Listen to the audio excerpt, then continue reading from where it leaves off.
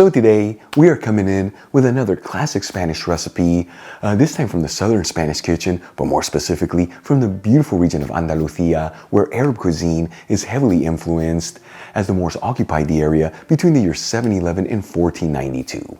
Anyways, we're talking a Spanish tomato bread soup. This is known in Spain as una sopa de tomate y pan. And let me tell you, it's got a ton of great textures and flavors to it. It's made with very humble ingredients, and it's all done in a little over 30 minutes. Folks, this is another dish where there's no tricky techniques or special equipment needed, just honest clean cooking that packs a ton of goodness. This video is sponsored by Tienda.com. You know that Tienda is an online superstore focusing on selling all things Spain for your home and kitchen, and they've been around since 1996. And like I always tell you, they have a huge selection of artisan Spanish ingredients like queso manchego, the famous jamón serrano and jamón ibérico, Marcona almonds, olives, the beautiful canned seafood from Spain, and all the spices you need to make all your favorite Spanish recipes, among so many other great ingredients. And let me tell you, when it comes to cookware, they have an amazing selection of authentic Spanish paella pans that range in size from 2 servings all the way up to 50 servings, and they even offer classic grilling systems. That way you can always perfectly cook your paella. Folks, visit Tienda.com, let them know Albert from Spain on a Fork sent you there, and make sure you use coupon code on a fork during checkout for 10% off your order. Alright, let's begin by heating a large fry pan with a medium heat and adding in a 1/4 cup of extra virgin olive oil, which is 60 milliliters. If you like, you can also use a stock pot to make this recipe. In the meantime, I'm going to cut 10 slices from a baguette, each one being 1/2 inch thick, which is a little over 1 centimeter. Then we'll add in the slices of baguette into the pan with the hot olive oil and make sure they're all in a single layer.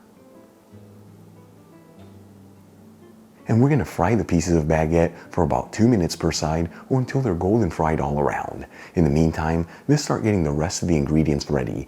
I'm going to finely chop 1 small onion, roughly chop 4 cloves of garlic, and finely chop 1 green bell pepper. And we'll also cut 1 kilogram of fresh tomatoes, which is 2 1/4 pounds, or about 8 medium-sized tomatoes, each one into large chunks. You can substitute the tomatoes for 2 cans of diced tomatoes. Once the pieces of baguette are golden fried all around, I'm going to remove them from the fry pan and transfer them over a wire rack with some paper towels underneath. Now, using the same pan with the same heat, I'm going to add in all the chopped vegetables except for the tomatoes.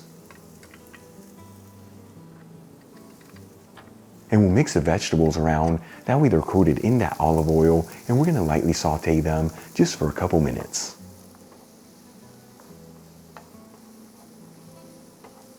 After about 4 to 5 minutes, and the onions are nice and translucent, and the rest of the vegetables lightly sauteed, we'll add in the pieces of tomato.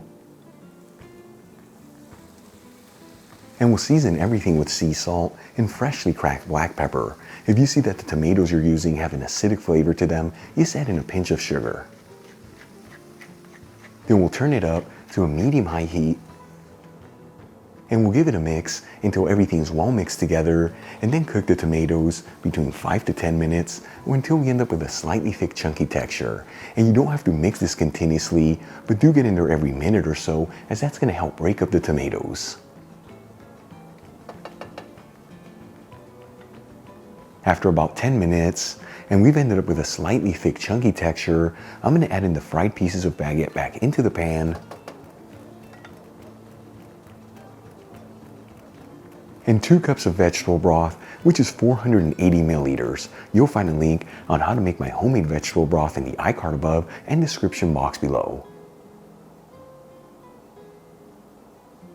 And we'll also add in 1 sprig of fresh mint. And we're going to give this one final mix and continue to simmer it on a medium-high heat for about 10 minutes. This is enough time for all the flavors to develop and for the soup to end up with a beautiful texture. After about 10 minutes, and we've ended up with a beautiful chunky tomato soup, this dish is ready to go. I'm going to remove the fry pan from the heat, transfer some of the soup into a shallow bowl,